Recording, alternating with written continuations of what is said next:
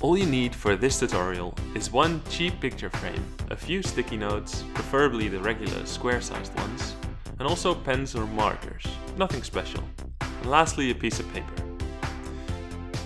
If you bought rectangular sticky notes like I did, you should start off by marking points on both sides of the paper. Just make sure the length is as long as the width. You can also use the ruler as a guide to determine where to cut. Okay, steady now. No need to rush. Well, just try again. When you're satisfied with your result, you can start by writing a word on the square piece of paper. It doesn't really matter what word, just make sure it fits and has meaning to you. Or even better, no meaning at all. Something like art.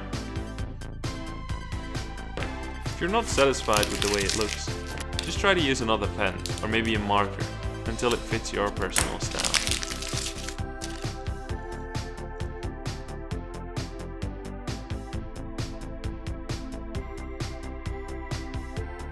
If you finally have that down, it's time to open up the picture frame.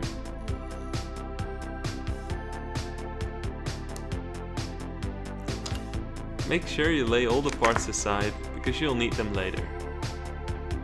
Now it's time for the background. Cut it down so it fits the picture frame. You can use the ruler as a guide.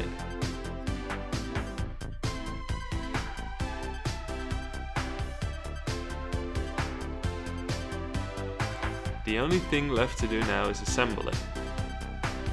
You can use the back of the original paper for extra support.